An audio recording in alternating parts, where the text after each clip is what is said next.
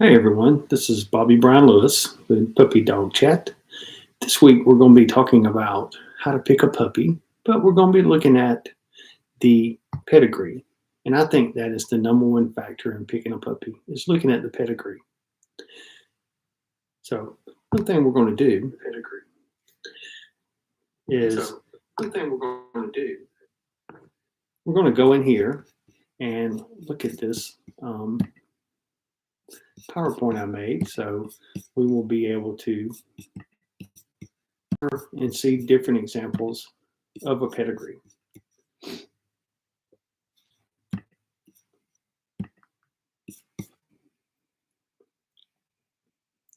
So the first thing we're going to do is how to pick a puppy. The pedigree to me is the number one thing in picking a puppy because what you're observing as a puppy at 6 weeks, 7 weeks, 8 weeks, 9 weeks, 10 weeks is puppy behavior. So you're really not seeing how that puppy is going to be as an adult. Yes, there are some signs we can see by looking at a puppy, but probably not. Your best bet is going to be to rely on a pedigree of a dog in the past. When you look at a pedigree, these are some titles that could be on. Need to recognize what these titles are. Barn hunt is where they put a rat in a tube and they hide it amongst straw, and the dog has to go and find that rat during a certain number of time. No animals are hurt at this time. The rat is very, very, very safe. As soon as the dog locates it, they take the dog away and pick up the PVC pipe that has the rat in it, and they remove it and put it back later. All those type of things. You have therapy dog titles. You have grand champions. You could have obedience titles. You can have, this is a show championship here. The CH means show. FC means field championship. DC means dual championship. One thing I like to see in a pedigree is a lot of titles. That just tells me what that puppy has the potential to do. If you breed two dogs together that have no titles, they might be the greatest dog ever. But we don't know that because we don't know anything their parents have done. And it just tells us what the parents have done in the past. And it probably is going to translate to the puppy.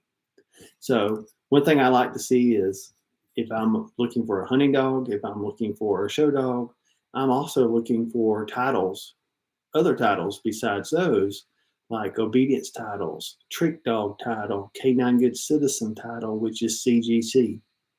Those type of titles tell me that dog is versatile and that dog has adapted to many different situations. One reason I really like to see a championship title is tells me is that the dog is meeting the AKC breed standard for that dog in conformation. That means they are appropriately put together would be a nice way. Certain breeds should be square looking. Certain breeds should be a rectangle shape. Certain breeds, there's a whole conformation. You can read about all the different breeds that they must have. But one big thing is look for titles. Let's look at this pedigree here. I just found this online. It was free. If we notice in front of all these dogs' names, we don't see any championships. I don't see any CH. I don't see any FCs. I don't see any DCs. So in front of the name, that might be what you're looking for. Now, if you see something that says national championship, then that would be in the front, and it's probably going to be NFC. In this pedigree, I don't see any of that. And after the name, I don't see anything that says Canine Good Citizen, CGC, JH would be a junior hunter. CD would be like an obedience title. Trick dog title would be like TKN, I believe. Oh, I do see one right here. It says MH. That tells me that dog, this dog, 1, 2, 3, 4 generations back, which probably has no relevance now, was a master hunter, which is a great title. It takes a lot to become a master hunter. So this would not be a pedigree that I would want a puppy from. We come and look at this title here. Now we're starting to see some field champions here. Now, if you're looking for a pet, would you want a field champion? Probably not. You probably want a more versatile dog because they're probably going to be inside more than any other thing. This pedigree has a lot of field champions. It also has a master hunter here.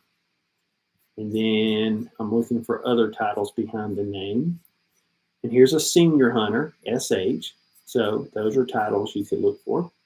But as a pet, I might be looking for a show dog because I know a show dog has to have some type of obedience in the show ring, and is probably has other titles like K9 Good Citizen, Trick Dog, maybe obedience titles. Maybe it has just different titles that might show it be more friendly at the home, those type of things. Now let's look at this title here. This is actually one of my dogs here.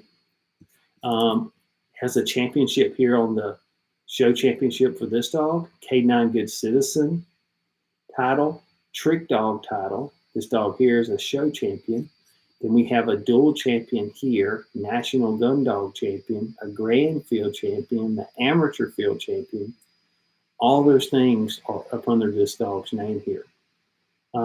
Sorry, I think I jumped. If I go back over to the pedigree here, I see a grand champion here, junior hunter here, senior hunter here. I think that's therapy dog here. THD is therapy dog. So this pedigree is looking pretty good. And I'm going to be honest with you.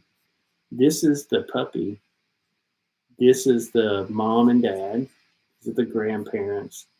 Pretty much this generation might be the last one you look at as far as going to affect that puppy to me. You start getting too far away. This is great to see. And there's a lot of championships here. There's a lot of dual champions here.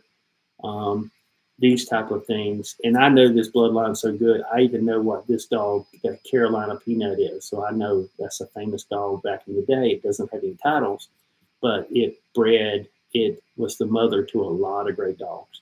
So the pedigree is key to me, because you're picking on how that puppy's acting today. That puppy could be feeling good and has never done that before. Believe me, as someone who sold puppies, I've seen a puppy show out when someone comes and they pick it. And that, to me, that puppy never did that kind of behavior the whole time, except for the day that person came. So maybe it was just their puppy.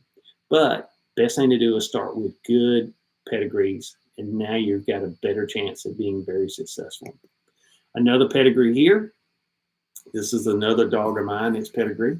You see this is grand show champion here. Also dual champion here. Dual champion here. Dual champion National Gun Dog Championship. And then as we get farther back, we can see more championships, and behind their name, you might see some championships too. Here's a senior hunter. CD, I believe, is like a companion dog. It's like obedience. So some really great pedigrees here. Now, we're going to end our episode today just talking about pedigrees. Our next topic is going to be on how to pick a puppy, looking at health testing. All these pedigrees are great. Great. Pedigrees are great. But after you have found a good pedigree, you need to go and check and see about health testing. And like I said, we're going to cover that more in depth in our next YouTube adventure. But for today, just to give you a little bite of what we're going to be talking about, we're looking for OFA. Some pedigrees have OFA, so we see OFA 24 months was good. That means the hips. We might also look down here and see OFA 33 months is good. OFA elbows at 53 months. Eyes at 46 months. All that stuff is going to tell us what type of health testing. So that's going to be a lot more in depth than that as we get into our next episode of how to pick a puppy using health testing.